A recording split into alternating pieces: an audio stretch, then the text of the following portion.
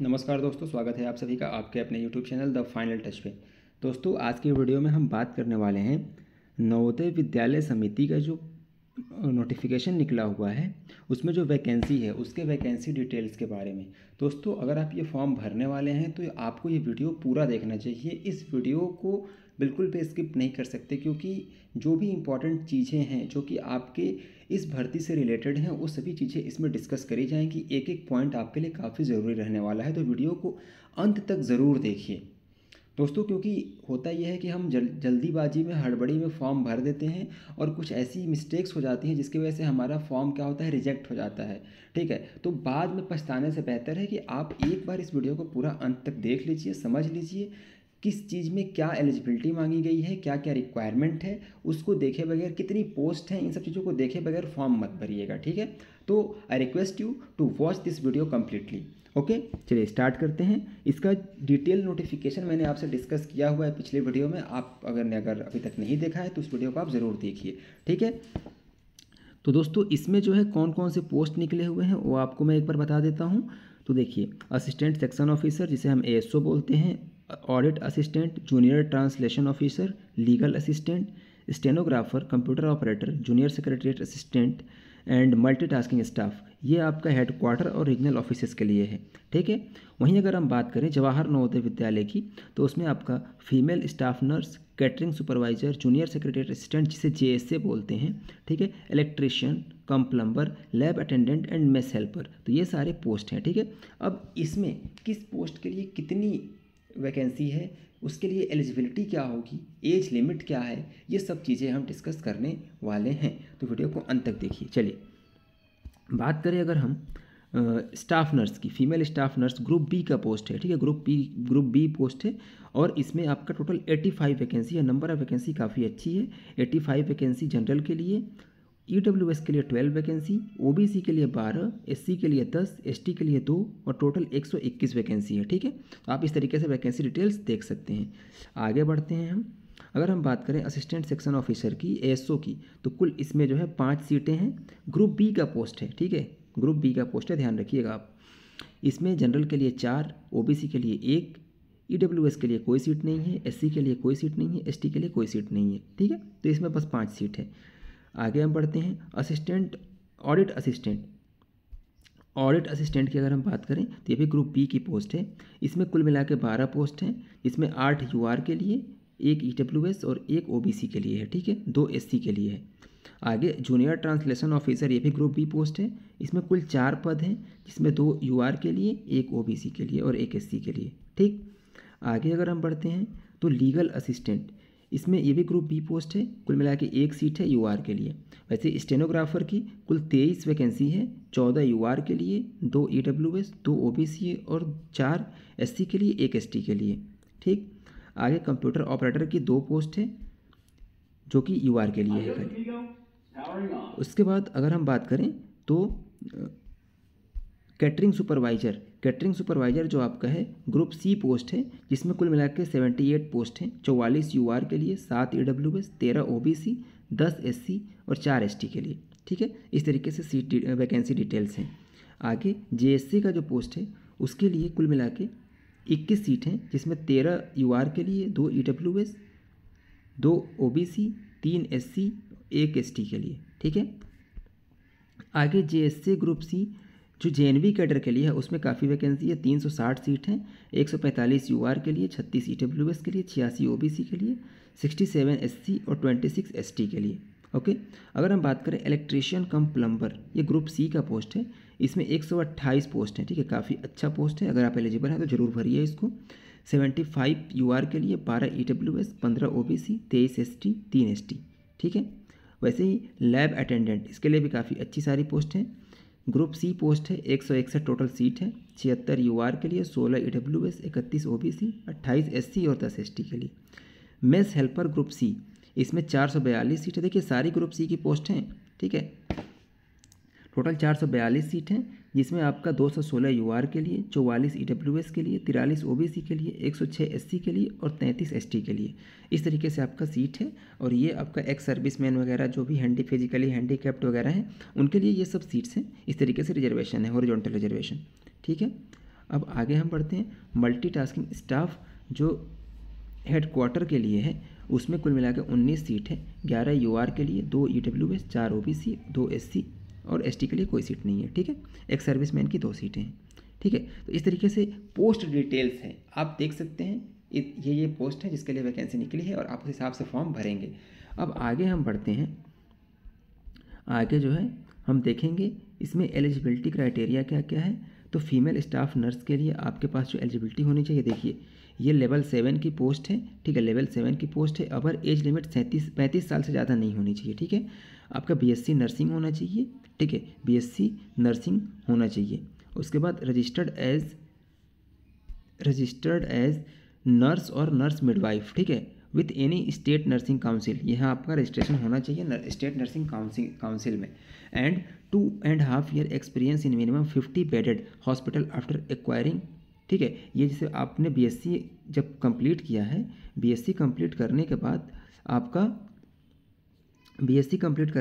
कम से कम 2.5 साल में आपको 50 जो है लोगों का आप मतलब आपने नर्सिंग किया हो। ठीक है, इस तरीके से है आपका।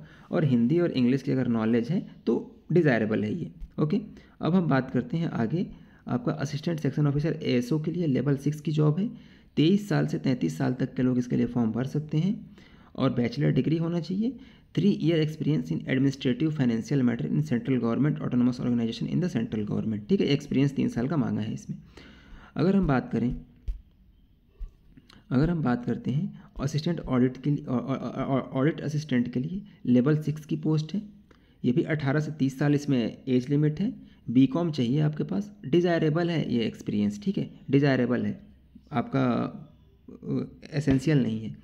Direct recruits will have to acquire proficiency in operating PCs and pass such test in this regard as the समिति में रिक्वायर। तो अगर आप मान लीजिए कि भर्ती होता है तो आपको पीसी ऑपरेटिंग जो होगा उसके प्रोफिशिएंसी एग्जाम होंगे, उनको आपको पास करना पड़ेगा। ठीक है, तो इस चीज़ का आप ध्यान रखिएगा।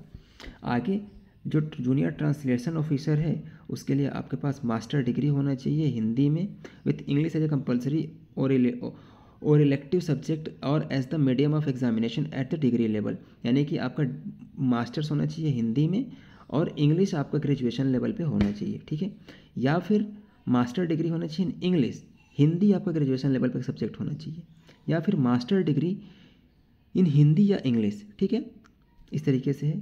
उसके बाद आगे देखें आप, तो एलिजिबिलिटी क्राइटेरिया इस तरीके से आपकी दी गई है। और दूसरा क्या है कि रिकॉग्नाइज डिप्लोमा और certificate course in translation from Hindi to English and vice versa, और 2 year experience of translation work from Hindi to English and vice versa.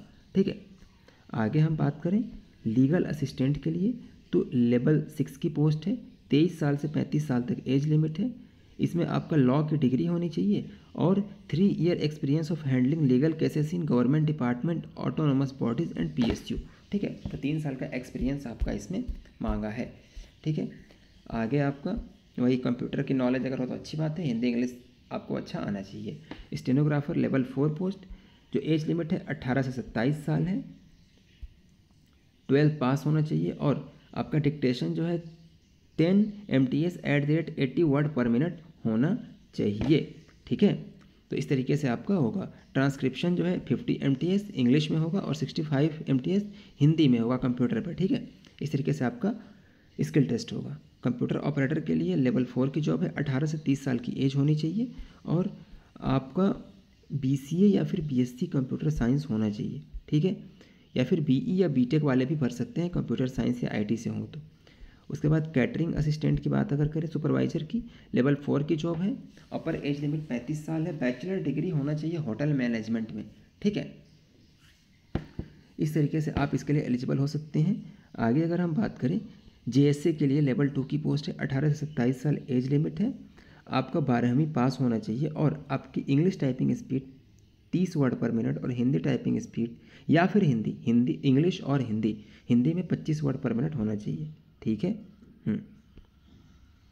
और डिजायरेबल है बाकी सब चीज़ें। तो आगे अगर हम बात करें जो JSA JNV कैडर के लिए है, तो 18 से 27 साल इसमें भी एज लिमिट है और सेम क्राइटेरिया जैसा कि पहले आपका JSA में था वैसे ही इसमें भी है।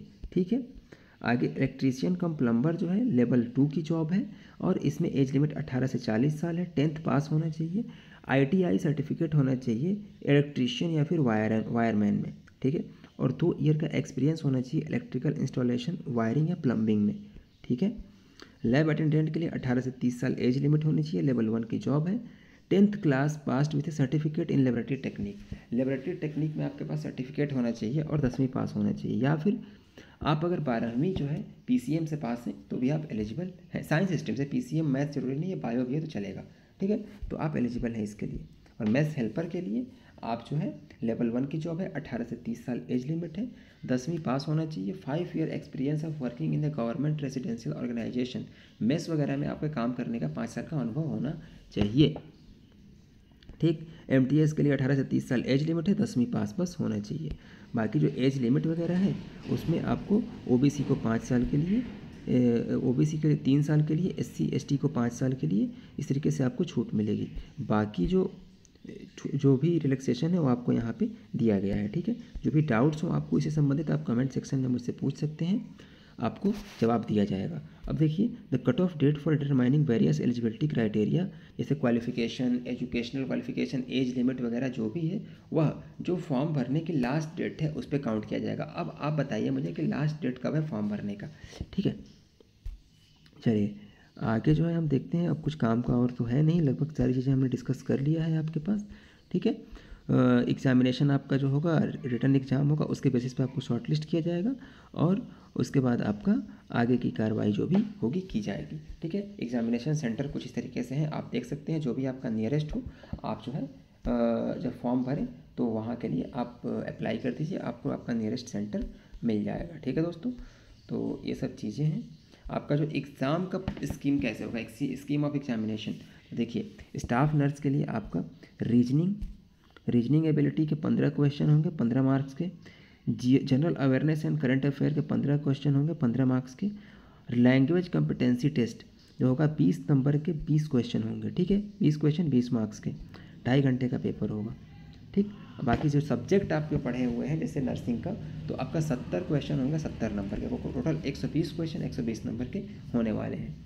ASO के लिए आपकी रीजनिंग रहेगी 15 क्वेश्चन 15 मार्क्स, क्वांट रहेगा 15 question 15 marks, general English and general Hindi रहेगा 30 नंबर का, 30 नंबर के 30 क्वेश्चन, 15 हिंदी और इंग्लिश दोनों के रहेंगे। Basic knowledge of computer operation, general awareness and current affair 10 question 10 number के, ठीक है। उसके बाद आपका पार्ट 5 जो है इसमें क्या रहेगा आपका, office manual and procedure, CCS conduct rules, ये CCS leave rules, reservation and concession in recruitment and promotion, general finance rule, ये सब आपको पढ़ना पड़ेगा। POCSO act, children education allowances, fixation हो गया, पे फिक्सेशन, ग्रेचुइटी, टर्मिनल बेनिफिट, ये सब चीज़ें आपको देखना पड़ेगा, ठीक है। तो ये पार्ट 5 की तैयारी आपकी करा दी जाएगी, आप बस चैनल पे जुड़े रहें। अगर आप चैनल को सब्सक्राइब करिए और चैनल से जुड़े रहिए, और जो भी आपको ज़रूरत हो आप कमेंट करके बताइए, ये पार्ट 5 की पूरी तैयारी आपको यहाँ पे करा दी जाएगी, ठीक है। असिस्टेंट ऑडिट के लिए आपका रीजनिंग एबिलिटी के 20 क्वेश्चन 20 मार्क्स, क्वांट के लिए 30 क्वेश्चन 30 मार्क्स, हिंदी और इंग्लिश के 10-10 क्वेश्चन रहेंगे, कुल मिला के 20 क्वेश्चन 20 मार्क्स, और computer application and general awareness 20 question 20 marks, ठीक है। उसके बाद बाकी यहाँ पे आपका ऑडिटिंग वगैरह हो गया, टैक्सेशन हो गया, बजटिंग हो गया, ये सब चीज़ें रहेंगी आपके सब्जेक्ट से रिलेटेड, ठीक है। जूनियर ट्रांसलेटिंग ऑफिसर के लिए English to Hindi translation 25 question 25 marks, English to Hindi to English वही 25, reasoning 10 number 10 question, current affair 20 question 20 number, और सब्जेक्ट नॉलेज हिंदी और इंग्लिश का 20 क्वेश्चन 20 मार्क्स, ठीक है।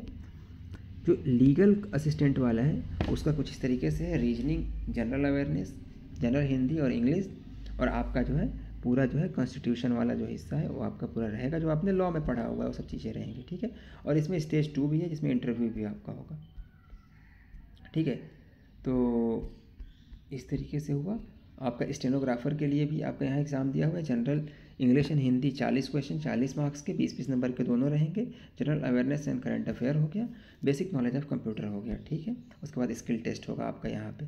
कंप्यूटर ऑपरेटर के लिए reasoning ability, quant, general English and Hindi, computer operation and MS office. ठीक है, 130 क्वेश्चन, 130 मार्क्स के टोटल रहेंगे। कैटरिंग सुपरवाइजर के लिए कुछ इस तरीके से आपका दिया है, आप देख सकते हैं। उसके बाद अगर हम बात करें जूनियर सेक्रेटरीट असिस्टेंट की, तो इसमें आपका mental and reasoning ability 20 question 20 marks, quant 20 question 20 marks, general awareness and current affair 30 question 30 marks, language competency and test general English and general Hindi का 15-15 क्वेश्चन के 15-15 क्वेश्चन होंगे, दोनों के 30 नंबर के होंगे टोटल मिला करके, और बेसिक कंप्यूटर नॉलेज होगा कुल मिला के 130 क्वेश्चन 130 मार्क्स के। ठीक है, और स्टेज 2 क्या होगा कि टाइप राइटिंग टेस्ट, जिसमें कि आपको पर्सनल कंप्यूटर पर टाइपिंग करना होगा। ठीक है, वैसे ही इसका भी सेम है, आपका जो JNV यानी जवाहर नवोदय विद्यालय के लिए है तो उसका भी सेम प्रोसीजर है। ठीक है, प्लम्बर के लिए आपका रीजनिंग होगा, जनरल अवेयरनेस होगा, लैंग्वेज कॉम्पिटेंसी होंगी, और उसके बाद जो भी आपका सब्जेक्ट है स्पेसिफिक नॉलेज, प्लम्बिंग से संबंधित नॉलेज आपका। उसके बाद इससे स्टेज 2 में ट्रेड टेस्ट होगा, जो भी आपका ट्रेड है उसमें आपका प्रैक्टिकल कराया जाएगा। ठीक है, लैब अटेंडेंट के लिए कुछ इस तरीके से एलिजिबिलिटी क्राइटेरिया है, आप देख सकते हैं।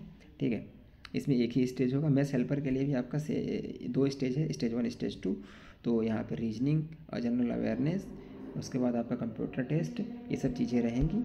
तो MTS के लिए जो सब सिलेबस है कुछ इस तरीके से आप देख सकते हैं। ठीक है, तो दोस्तों उम्मीद करता हूँ कि इस वीडियो में मैंने जो चीज़ें आपको बताई हैं आपको समझ में आ गई होंगी, आपने पूरा वीडियो ध्यान से देखा होगा, और जो कुछ भी आपका डाउट हो आप कमेंट सेक्शन में मुझसे पूछ सकते हैं।